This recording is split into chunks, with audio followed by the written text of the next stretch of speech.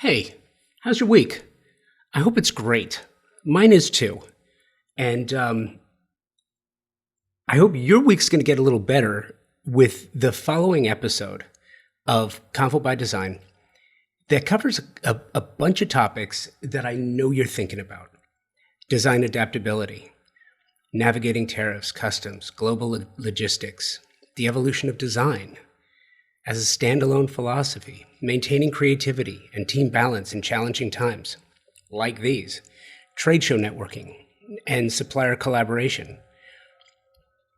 In this episode of Convo by Design, I connect with London-based designer Juliette Byrne of Juliette Byrne Limited to explore how refined design adapts to different cultures and markets, from navigating international trade to redefining timeless interiors. Juliette shares how adaptability, craftsmanship, and collaboration drive her studio's continued success across continents. One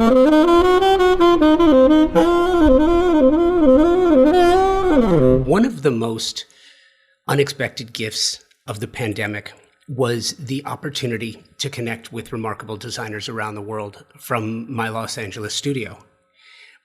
That translated into years of conversations with designers who aren't necessarily local to where I am. And my conversation with Juliette, principal of her namesake firm in London, highlights just how universal good design can be. We talked about the contrasts between Los Angeles and London, two cities with vastly different scales, materials, and architectural rhythms, and how exceptional design principles translate beautifully in any setting. Juliette described how American brands like Holly Hunt, for example, find their place in European homes, and how that exchange of ideas enriches both markets.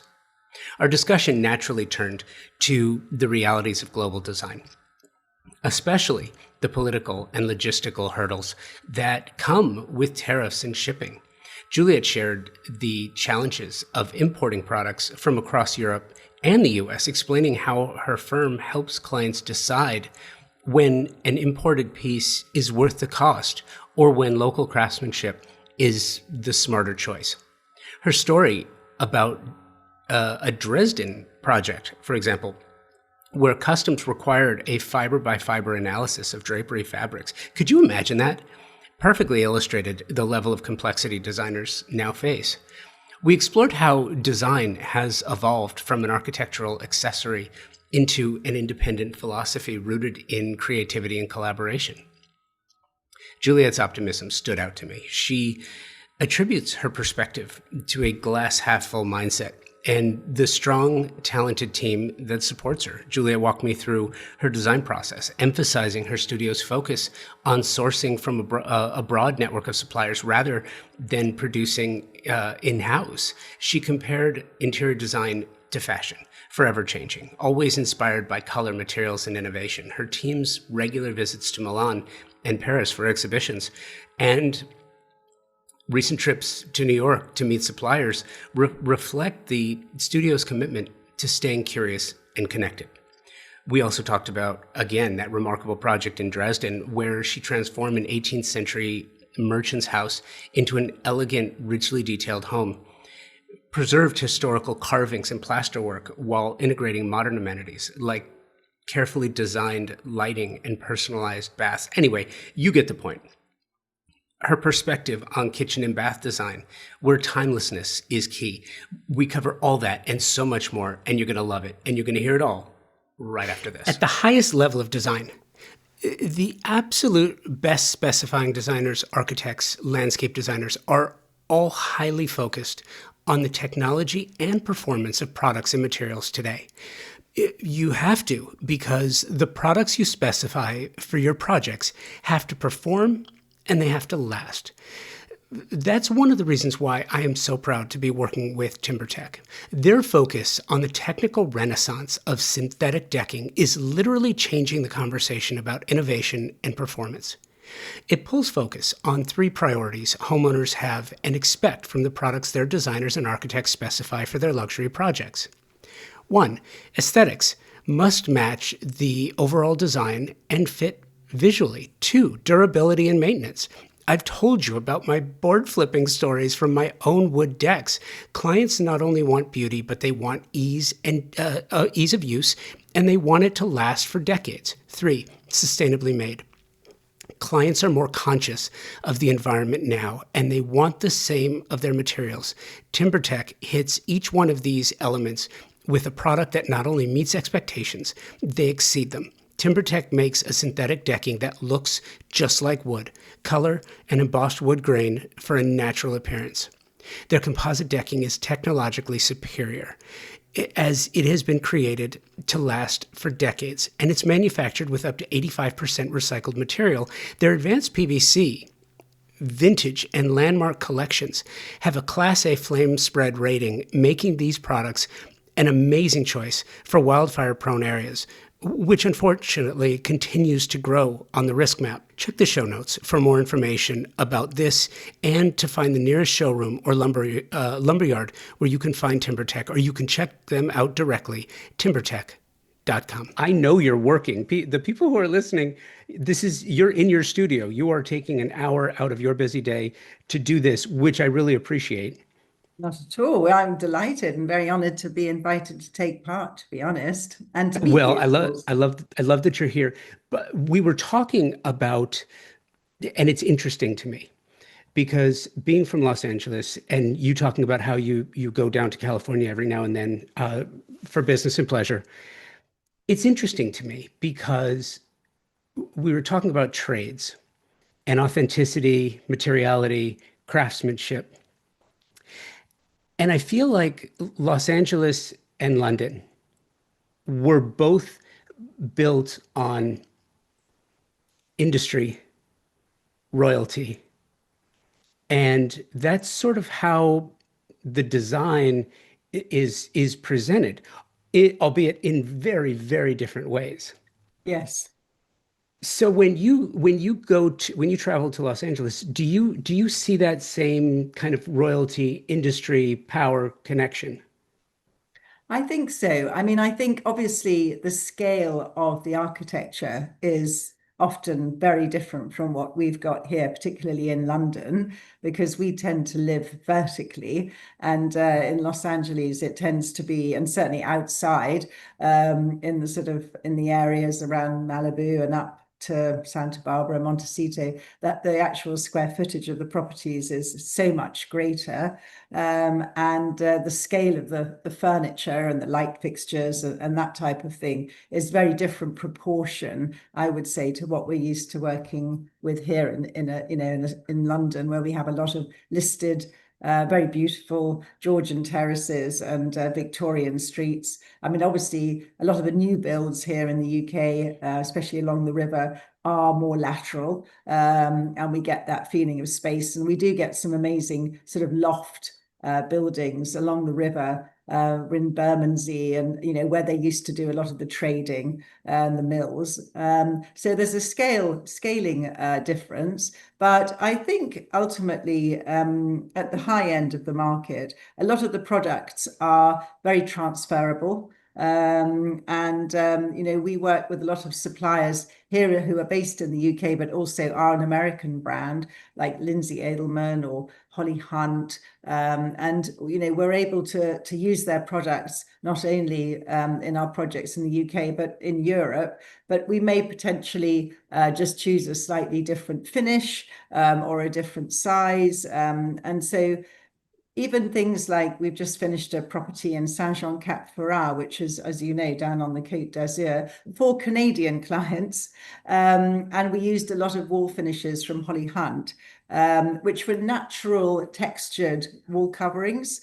And they look fantastic on the West Coast. But actually, because it's so sunny and it's a Mediterranean climate in the Côte d'Azur, actually, a lot of these products work very well. And we also use another company in Santa Barbara, which I'm very fond of, called Rowell Textiles. And it's a family-run firm, and they design and print linens, cottons, and wallpapers in their studio along the railway lines in Santa Barbara. These big sort of floral patterns and geometrics in bright colors, not so good potentially in grey London. But if you're doing a project abroad, and you've got some lovely sunshine and light coming in, then they're just fantastic there too. So you'd have to kind of, because as a studio, we use many, many different products from different suppliers, and we also work in many, many different places, either in the French Alps or in perhaps a Cotswold country manor house or a London townhouse, listed townhouse, or then maybe we're down on the Côte d'Azur, we're doing one in Saint-Tropez. We're able to really dip in and out of different products and suppliers and lighting and floor coverings, just to adapt to the different projects that we're doing. Well, and that's one of the things that I find so interesting. And I kind of wanted to explore this a little bit with you. And I love backing up a second. The pandemic provided an opportunity for me, for a lot of people, actually. But Yes. living in Los Angeles, the majority of interviews that I would do would all be live. I would go down to the Pacific Design Center, which I know you've been to, or I'd go down for Legends in Los Angeles, and I would do my interviews live during the events, and then I would publish them there. Once nothing was happening, it provided me an opportunity to speak with people like you and to talk to people in, all across the globe, which was Yeah. amazing. And over the years, I've kind of been thinking about this idea. I believe, and I want your take on this. I believe we have more in common than our differences. And the current political climate, everyone's feeling it because it affects not just everyone personally, but the business in large ways. And I'm curious, from your perspective, I get designers from the States all the time, and we talk about how it's affected them.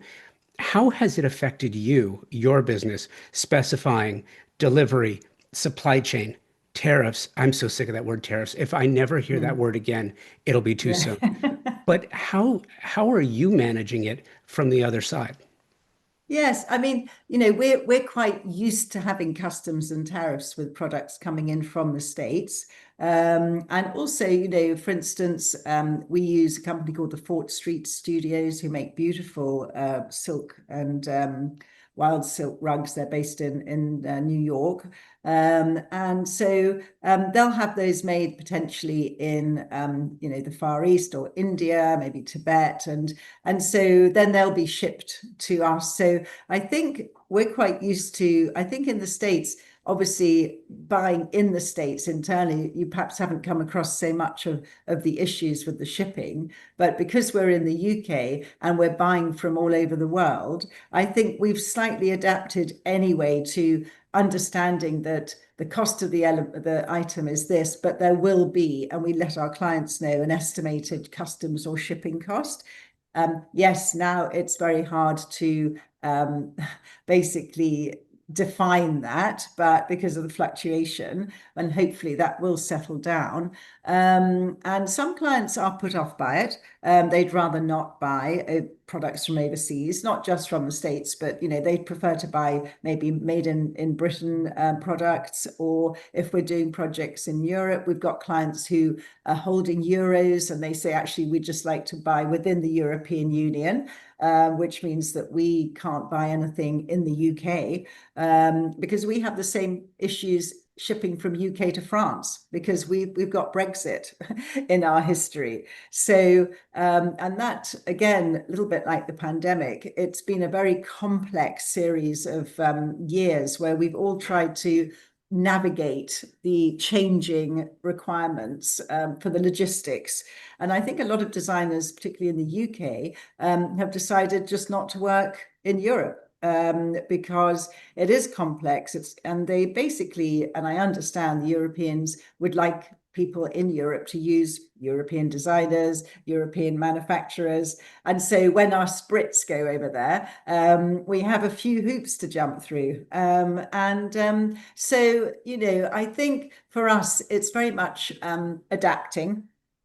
And I think not restricting ourselves to saying, well, we're just not going to work abroad, or we're only going to work in Europe, or we're not going to buy any American products, because I think that will narrow things down. I think you have to keep a very open mind, and I think you have to adapt to your client's requirements.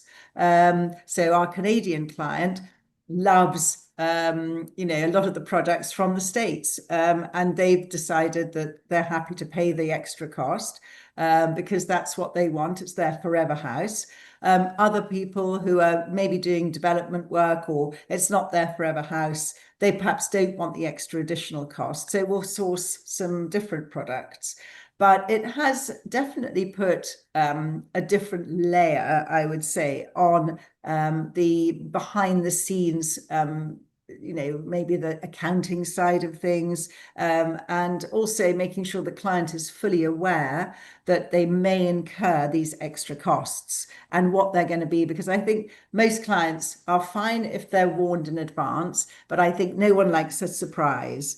And we finished a job recently, well, it was a few years ago now, for clients in Germany, in Dresden, and we hadn't actually worked in Germany. The clients wanted to have the curtains made in the UK by our curtain maker.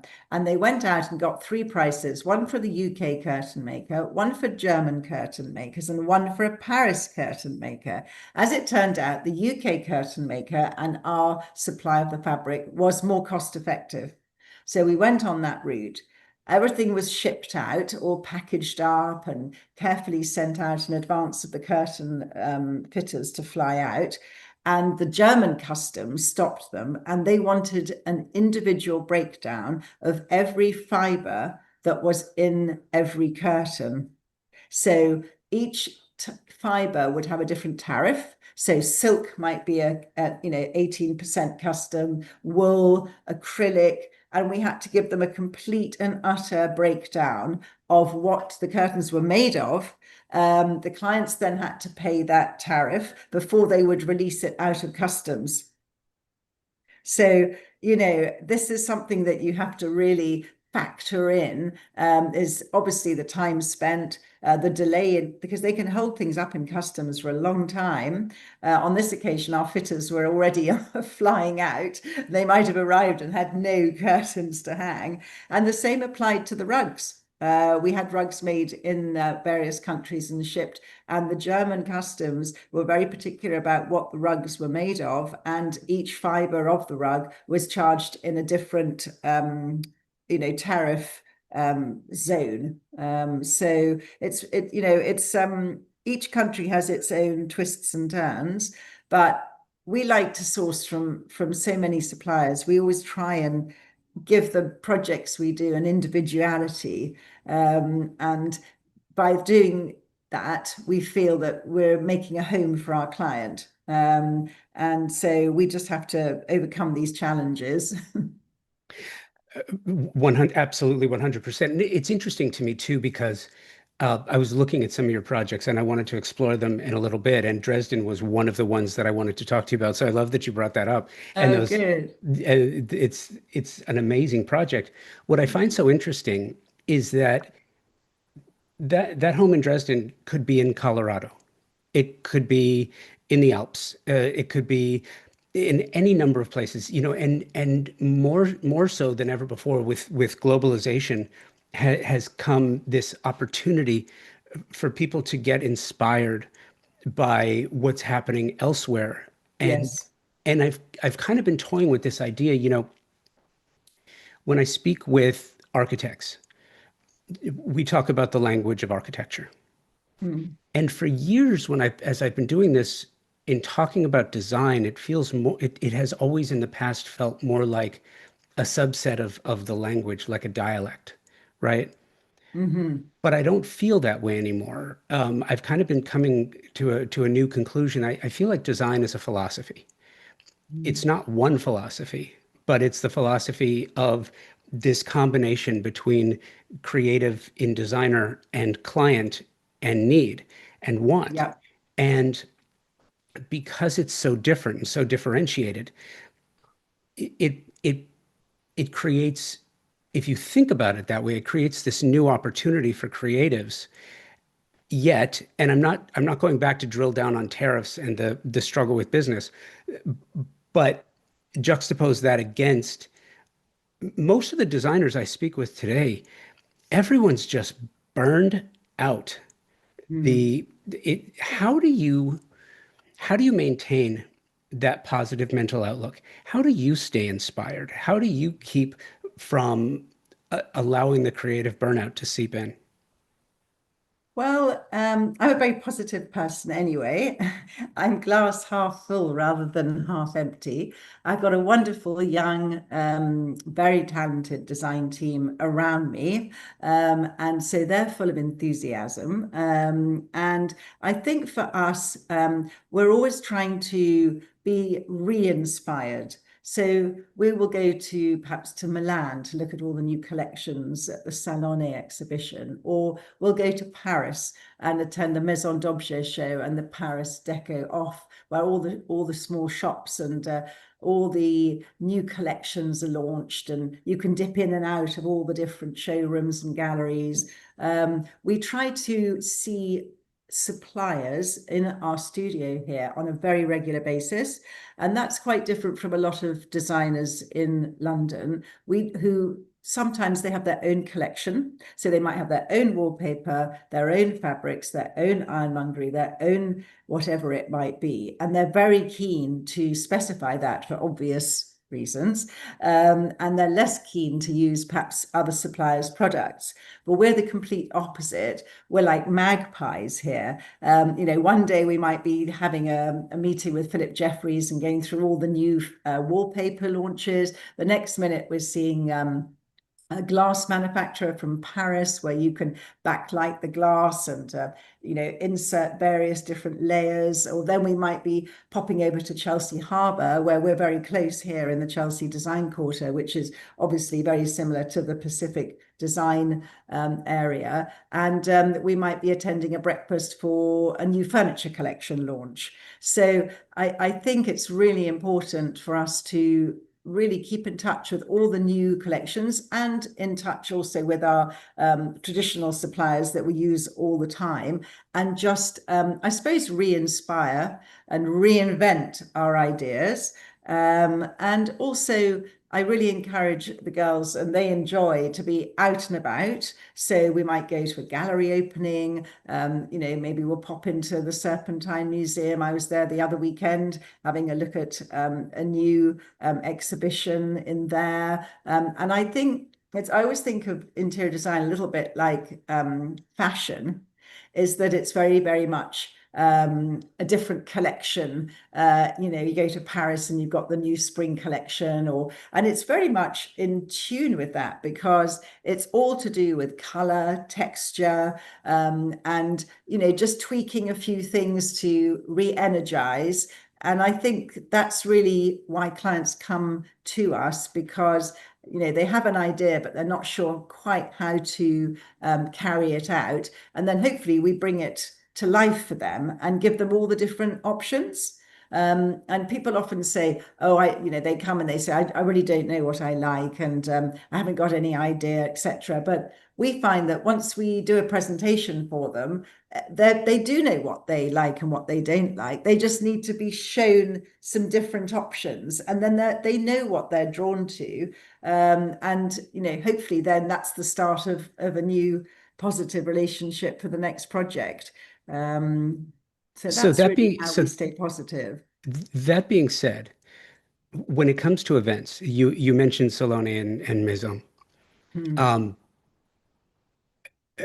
how many events do you go to? Do you try to go every year? Do you go once every other year? Do you come to the States to go to High Point or KBIS? Or um, how do you navigate the travel and the attention at shows? Well, I think it's a mixture, really. So, for instance, Ria, who's my senior designer here, she flew over to New York a couple of years ago and visited all sorts of showrooms.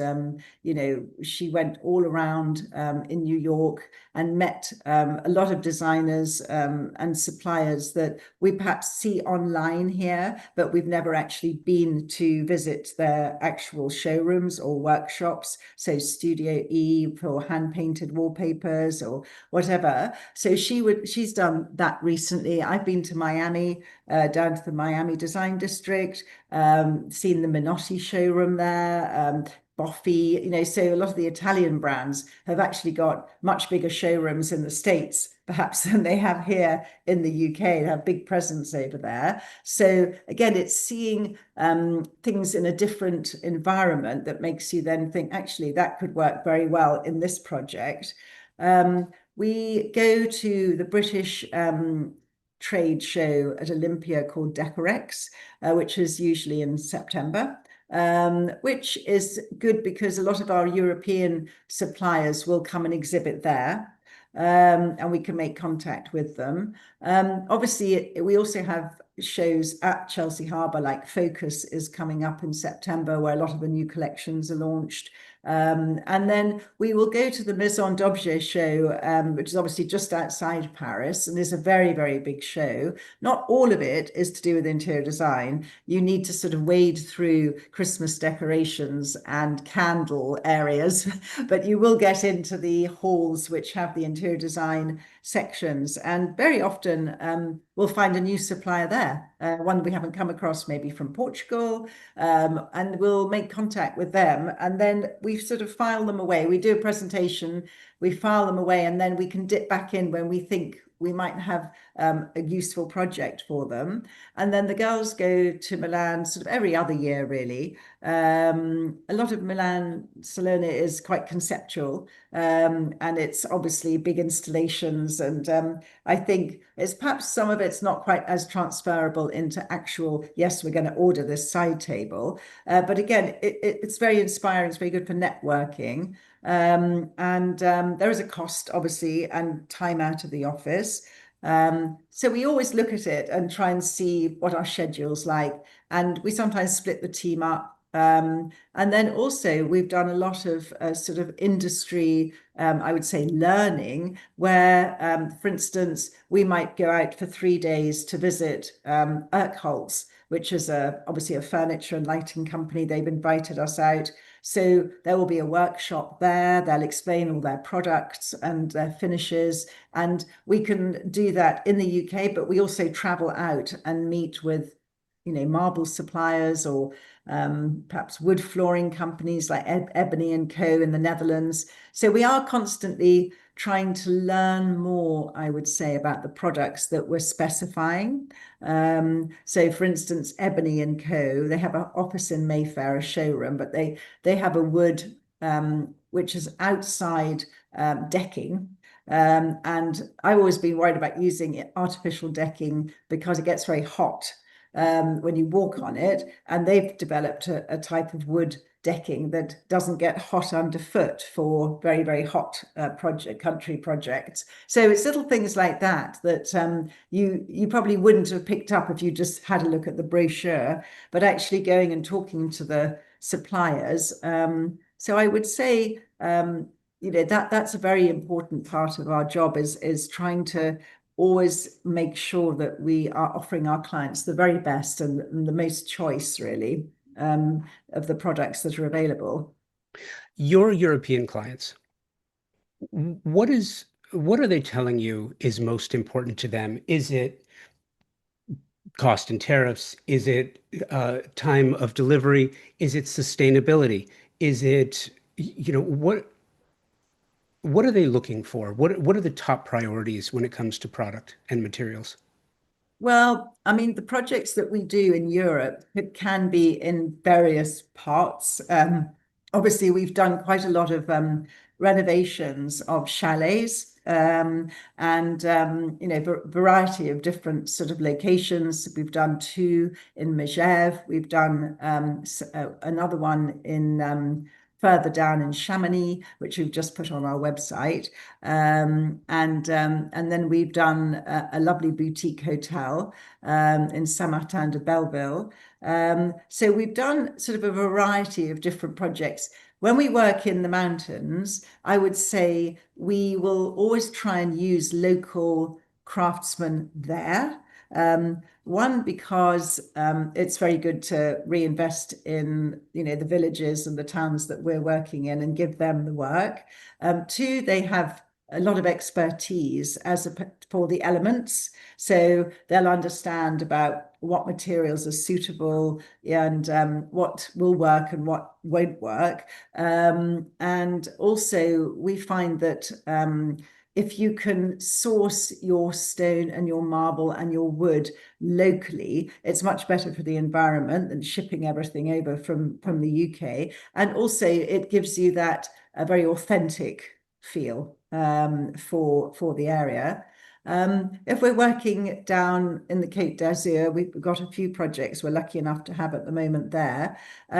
We tend to use, again, local contractors. So it's very much trying to build up a network of people that can help you with your project, depending on what it is, and try and use, again, sort of a local I suppose you could say craftsman, but even sourcing the tiles, the light fittings, because all the regulations in Europe are slightly different to ours in the UK. So if we're looking for sort of external light fixtures or lanterns, it makes more sense really to get those in Europe. Or we might use a company, for instance, like Restoration Hardware, who's obviously a US company, but they have a European sort of range which we can select, and it's got all the correct wiring and has all the certification for our work actually in Europe. So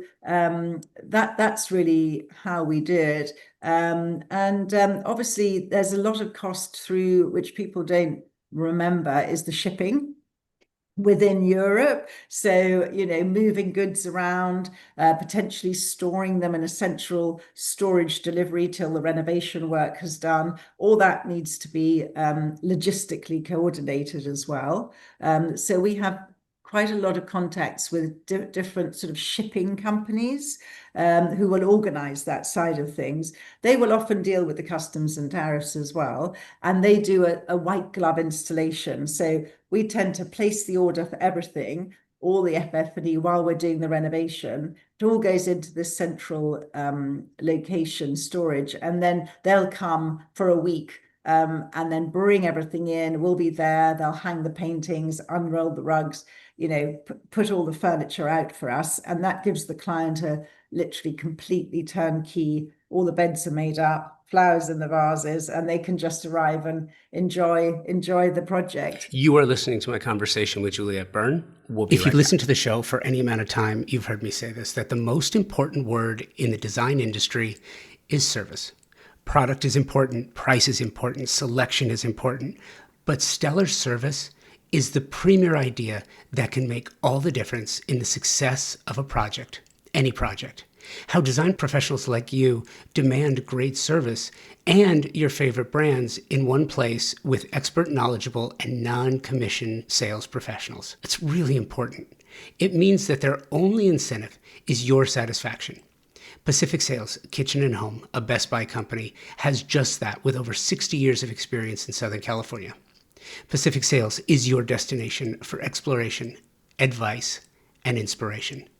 Now, you have the Pacific Sales Kitchen and Home team to help you and offer their Pro Rewards program, which is a trade program unlike any you have experienced before.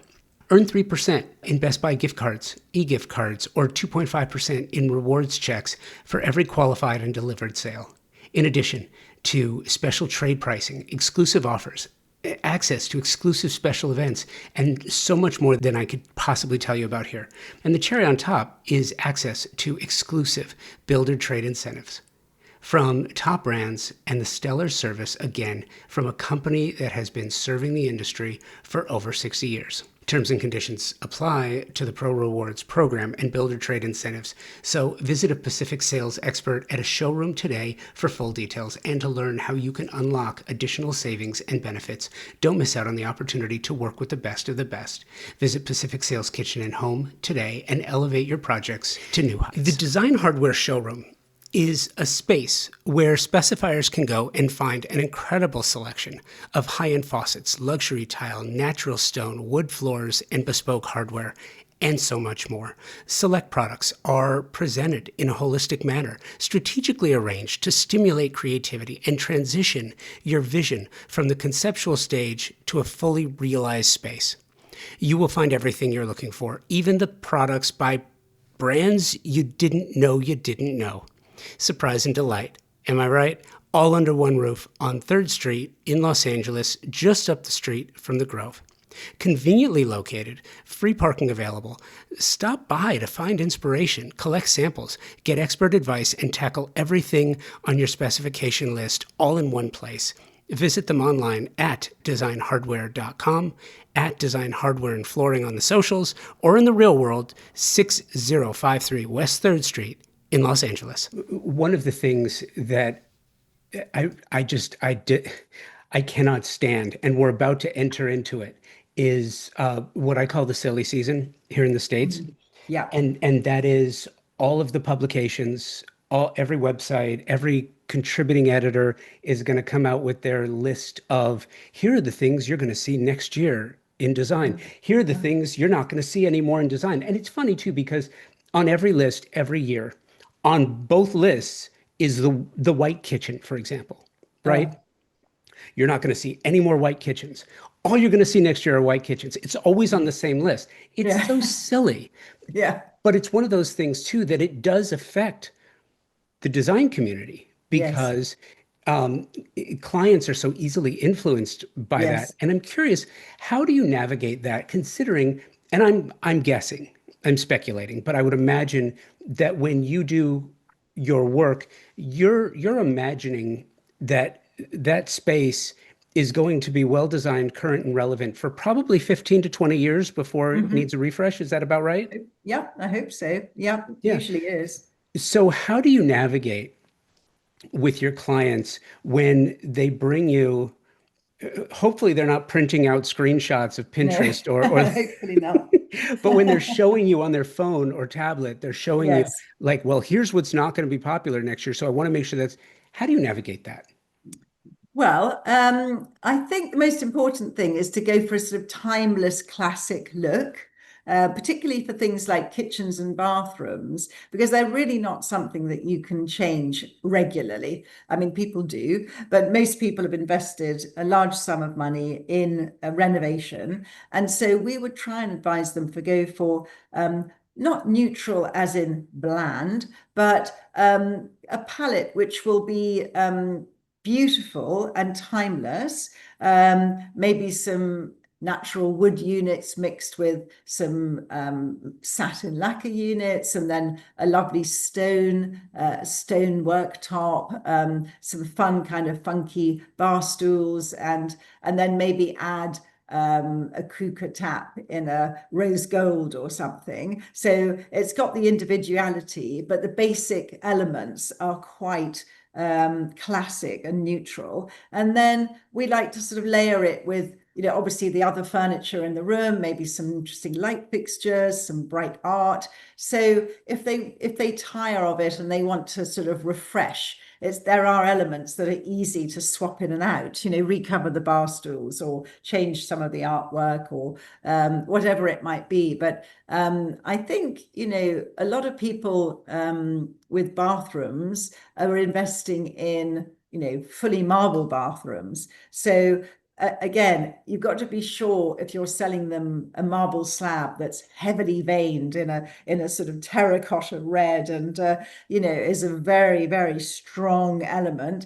We would probably advise them to potentially have that on the worktop rather than all over the walls, because I think people sometimes underestimate. They see a little piece like that and love it, and then it's fine for a little coffee table, but if you're putting it all over the wall, it can become too much and people can tire of it. So again, we try and guide them into giving it character and picking something beautiful, but making sure it's got a sort of classic, contemporary and elegant feel that won't date. That's the key thing, is not to be too gimmicky. And using natural products, they never date. Woods, stone, marble, terrazzo, travertine. I mean, they are timeless. I think that's the direction that we would try and guide them into to avoid this fad. There's a marble here which we're using a lot of called I think it's called Alhambra, and it's lovely. It's got a slightly quartz feeling to it. Taj Mahal, that's what it's called, Taj Mahal, and we've used it a lot recently. And it's got depth, it's got color, and it's got interest. And it's sort of a talking point. People will come in and say, "Wow, that looks amazing," but it's not going to be out of fashion next year. So that's the crux. Having said that, some of our younger clients, we've just finished a house in London's Notting Hill for young clients in their 20s, and they're completely the opposite. They wanted us to paint the bookcase in a raspberry red. We've got yellow cupboards upstairs with brass door handles. I mean, it's literally wild. It's like a sort of a sweet shop of color, and that's what they wanted, because they're young and they are with the, young child, and they want to have fun. And also Notting Hill, as you know, with all the brightly colored houses and all the sort of bohemia and fun little boutiques. That's the sort of feel you feel you can use color up there, and be more sort of vibrant and take a few more risks. And so it really just depends on, obviously, the area you're working in, and also who your clients are. If they're young and they want it bright and fun, then that's what we'll do for them. But then, that's not their forever house. They'll probably be there for 5 years and sell it, and somebody else will come in again. But I think you have to adapt to your client, really, and the budget. And the budget. Speaking of that, speaking of budget, adaptation, and you had mentioned kitchen and baths, and I think they all dovetail nicely into this idea, at least here in the States, and it's been a while since I've been to Europe, but this idea, especially with kitchen and baths, kitchens here, primarily in Los Angeles, in California, as well as New York, both coasts, kitchens have been changing dramatically, where it's not just, and I know luxury homes have had this for quite some time, but I think it kind of trickles down. It's not just three appliances on a triangle. It is crafted zones. It's scullery, butler's pantry, wine bar. If you're in a legal use state here in the States, a weed bar, which have been extraordinary. They're like the weed bars that you will see in residential design is kind of like a spin-off to the 1990s, when cigars were popular here in the States. And so you would have Humidors. clients put in complete air filtration systems, which is kind of an interesting and novel concept. And bathrooms have changed dramatically too, with the proliferation of specialty appliances, refrigeration drawers for GLP-1s and makeup in a bathroom is extraordinary. And I'm curious too how kitchen and baths have changed for you in your design based on client need, client request. Well, starting with bathrooms, we have found that, and I think it's the American influence, is that there's not so many baths in our bathrooms. We're much more into installing showers. And very often I'll say to a client, if they've got a sort of 5-story house and 4 family bathrooms, I'll have to persuade them that they really should have one bathroom to have a bath. At least they're in there, as a family bathroom. But more often than not, we're taking baths out, and we're putting in either single or double walk-in showers, maybe with 2 shower heads. Some of them are steam rooms for those that run and want to come in and take a sauna or have a steam. And the bath is really morphed more into, I would say, more of an architectural element. So if it's a big master bathroom, they will have the feature freestanding bath with the bath filler, which looks great. We sometimes put some little uplights behind it, and it becomes almost like a sort of feature. Maybe put a little marble side table next to it for champagne, but often they probably wouldn't even use the bath. It will always be there as a decorative element. But it's the shower that seems to have taken everybody's in a new direction, whether it's because of time, people just like to run in, take a shower. I'm not entirely sure why baths have taken a back seat.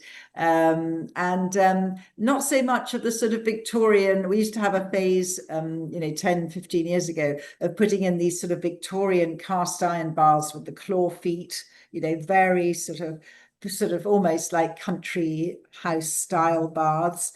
And they're still popular outside London, but in London, it's very much very sort of slick, polished walk-in showers. I think, people are very interested in lighting. We haven't talked too much about that, but I think bathrooms, I'm just helping actually a client over in Santa Barbara who is doing a new build. And I was just working today on advising them on bathroom lighting because, they're looking for light fixtures, and I gave them, some ideas. But I think, the lighting in the bathrooms is very important. You've got the low level lighting as you walk in at night when you don't want to turn the lights on a automatic sensor. Then you've got the maybe backlit overhead cabinets, or you've got the lovely decorative wall lights. You've got lights inside the cabinet when you open it. You might put an LED light under the vanity unit. You probably have a niche in the shower with a little spotlight, and you've got overhead spots for brighten. Then you might have a magnetic mirror with an inbuilt light, and suddenly you're really going into maybe 5 different lighting zones just for the bathroom. And I think people have found out that bathrooms do add value to the property, no doubt about that. And also cloakrooms, guest powder rooms, cloakrooms, that's an area where you can have a bit of fun. It might be neutral everywhere else in the house, but in there you might have a wonderful crazy wallpaper, with, I don't know, wild jungle animals or huge flowers and an interesting pendant. And that's where perhaps you'd have the more decorative crazy marble or stone on the vanity unit. So it's got a bit of wow factor. So your guests going to go, wow, this is amazing in here. So with that, and I love that, this is great. You are just transitioning me, Juliette, to exactly where I want to go. And I'm so appreciative. Good. I love this.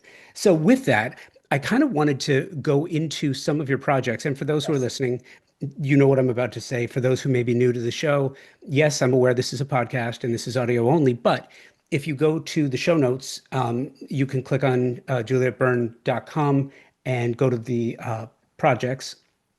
I want to start with your Dresden, Germany project because we've been talking about it so much. And there are a couple of things. I'm going to start in perhaps an odd place, but I want to start in what appears to be the master bath with that flamingo wallpaper. Yes. Which has a metallic range to it, juxtaposed against your lighting plan, which I think is extraordinary. And I just kind of want to tee it up for you. Tell me about this bathroom. It's extraordinary. Yes, so my German clients are absolutely delightful. And they bought this 18th century merchant's house, which had originally been a merchant's house, but then turned into a house of multiple occupations. So basically, while the Berlin Wall was up and everybody really had to have the same, everything was boarded up. So all the hallway was boarded up. The rooms were divided into different sections for the different apartments, and it was a very bland, characterless building with no personality. And they bought it and decided to sort of reinstate it back to its original grandeur and splendor. And so, it was an amazing journey of sort of revelation. In the hallway we uncovered, took some boarding off the walls, and there were these wonderful carved 18th century cherubs with holding up light fixtures. And when we undid the staircase, under that was a carved beautiful sort of wrought iron staircase balustrading, and then the ceiling was all boarded with a low ceiling. And when that was uncovered, there was all this amazing original plasterwork cornicing. So it was the incredible sort of journey. And I think it was a bigger project, it turned out, than what they anticipated. Because, of course, if you've uncovered all this, then you have to have it restored. And one thing leads to another. So they decided that they were going to have his and hers bedroom, dressing room, and bathrooms. The house was big enough for that. And so this was her bathroom, and she wanted it to be just really a fun place for her to spend time. She wanted to basically have the luxury of it. So she has got the freestanding bath. She's got the big double walk-in marble-clad shower, the very elegant high gloss lacquer vanity unit with lots of storage and a built-in TV behind the mirror. It's a very glamorous space. She's a very glamorous lady. And we picked this beautiful wallpaper from de Gournay, which, as you say, has got a metallic background to it, and then these hand-painted pink flamingos. And a lot of trouble was taken to get the color just right, get the proportion. As you know, it's handmade for that particular room. So a lot of measuring and detailed drawings. And then we complemented it with a little seat, which picks up on a little pink check houndstooth. And she was delighted with the finished result of the bathroom. One of the things that I think is extraordinary that often goes completely overlooked is totally representative in this bathroom.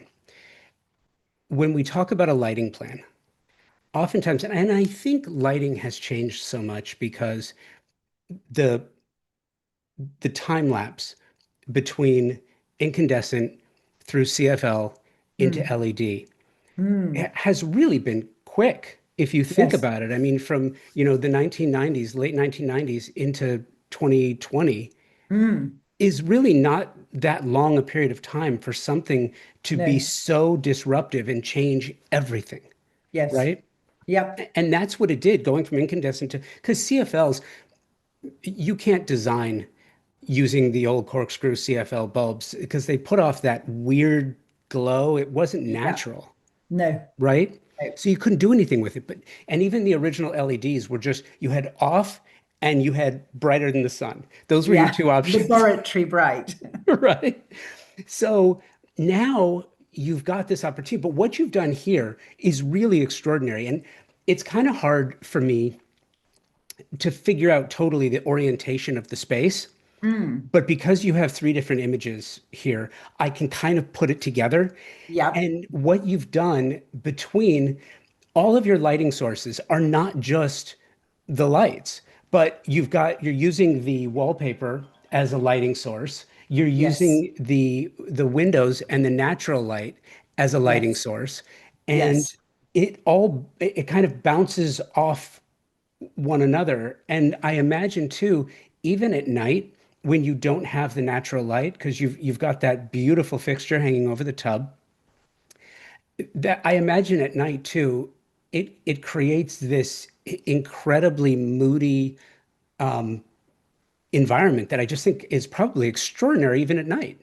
Yes, it does. It's got a sort of jewelry box type environment where all the elements sort of reflect and glow. And I think that's what she wanted. I mean, the whole house is very cleverly lit. It's got a very moody feel to it, because we decided, for instance, in the entrance hall, we would paint it in this very sort of deep blue, navy blue, and put down a dark parquet floor, but have sort of accents of light. So it's almost club-like when you walk in, and it sort of sets the scene for the rest of the house, really. It's got a very I would say just a very atmospheric feeling to it. It's not bright and white and light, but each room has its own sort of mood and setting.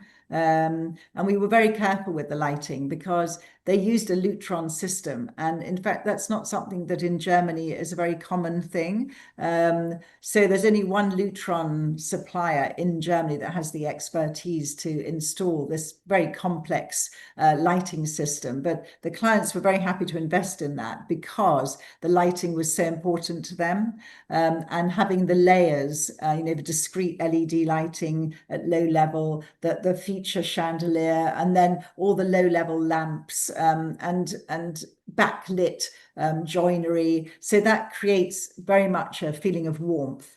And we also kept the tone of the light very, very similar. So all the different lights are on about 2,700, 3,000. So it's not yellow, it's more like a warm, but it's not bright white. Because sometimes when you mix all these different levels, if one light is really bright, then it makes everything else, throws everything else off. But they just wanted it to be a very much a place where they can spend time and relax from their travels. And this is why we went to so much trouble over the lighting, particularly. And in fact, this project we entered it for the Design Ital Awards list last year, and it won the Best European Category Award. And now the winners of this award are all going to fly out for the Elite Awards in the Amalfi Coast in Capri in a few weeks' time. So we'll see whether the Dresden project is going to get any more, awards. But if not, we're so happy just to be part of the Elite Awards. Well, first of all, congratulations. That's Thank amazing. you. That's wonderful. I can certainly see why. I want to counterbalance her bathroom Yeah. with what I'm going to assume is his bathroom. Yes. Okay, so a couple of things. It is male skewing, Yeah. but it's not overly masculine. It's really not. Some of the things that you've done, again, with the lighting, specifically in this walk-in shower, where you've got the lighted niche, you've got the overhead, you've got light bouncing all over the place. Yes. Some really well placed and strategic lighting down to the under counter lighting for the towels, which is just amazing. Yes. But the color palette too, where hers was bright and light and silvery Mm. pink, his is that a cerulean? Sorry, what's that? Is that a cerulean blue? What Yes, I shade think would it you call that? is. Yeah. Yes, yes. He liked the blue, and his bathroom actually leads off the hallway, which has got that blue tone to it. And he very much loved the idea of having a mosaic floor, which we did look into. But actually, we ended up finding a tile that is in a mosaic, if that makes sense. So it is a large scale tile, but it has a mosaic format.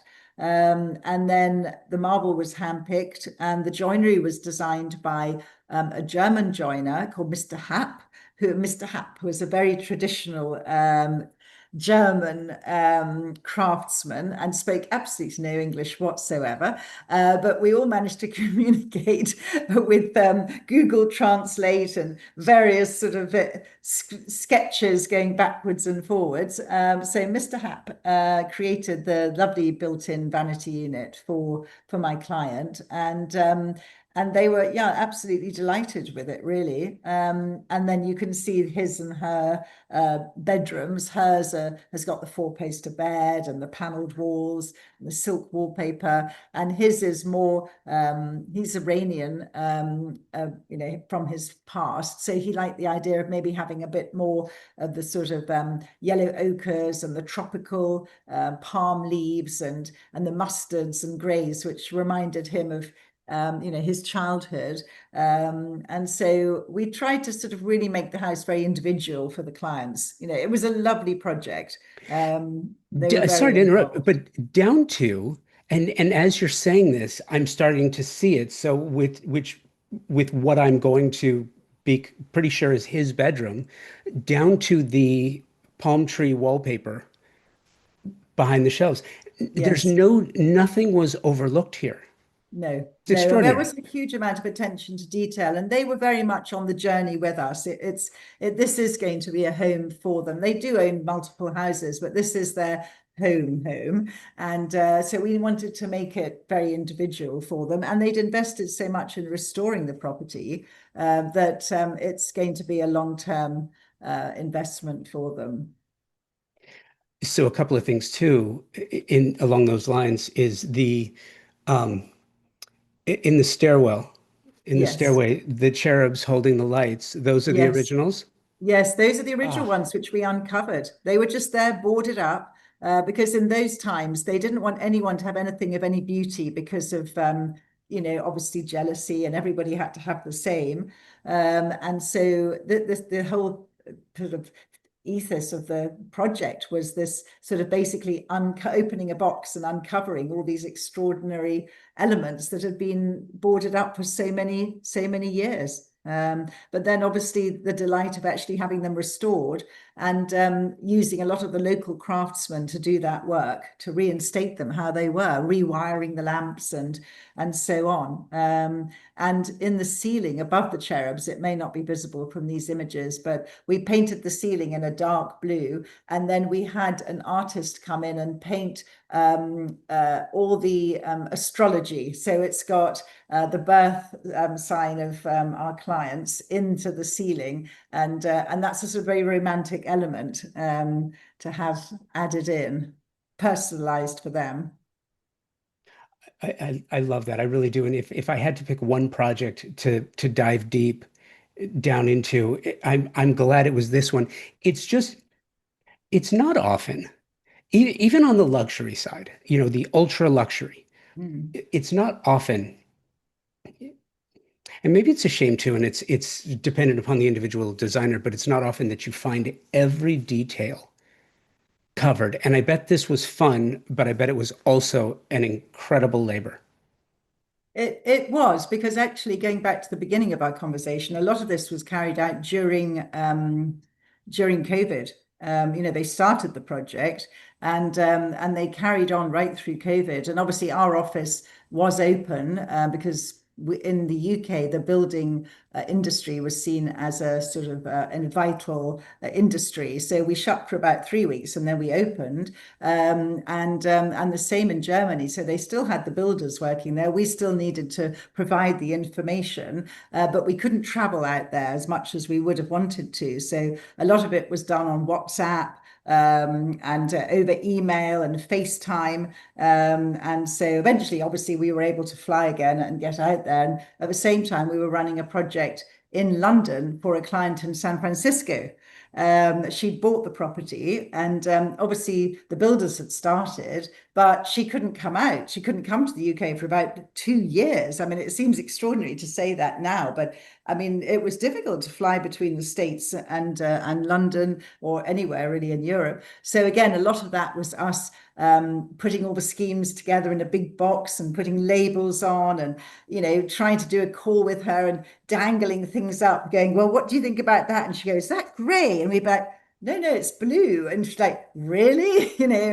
Anyway, we did manage to finish the project and she did come over towards the end. So that was really lovely. But COVID did have its challenges for us. But at the end of the day, you have to adapt and you make it work, don't you? Yeah, you do. Because, well, you do, because that's what creatives do. And I love this. And thank you for taking the time to walk through that with me, because I Of absolutely love it. course. Love your work, love what you do. And I'm so appreciative that you took the time to speak with me today. Thank you. Oh, my pleasure. Thank you very much. It's been really fun to chat things through.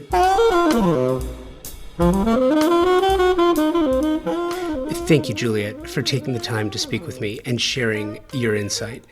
Thank you for listening. And if you like this episode, please share it with a friend or colleague who loves design and architecture as much as you do.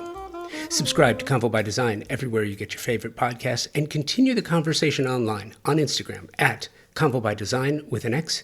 And please keep those emails coming with guest suggestions, show ideas, and locations where you'd like to see the show. Convo by Design at Outlook.com. Thank you to my partner sponsors, TimberTech, the AZEC Company, Pacific Sales, Best Buy, and Design Hardware for supporting the publication of over 650 episodes. And it's just amazing. And without them, Convo by Design could not be the longest running podcast of its kind. These companies support the shelter industry, so please give them an opportunity on your next project. Thanks again for listening. Until next time, be well, stay focused, and rise above the chaos.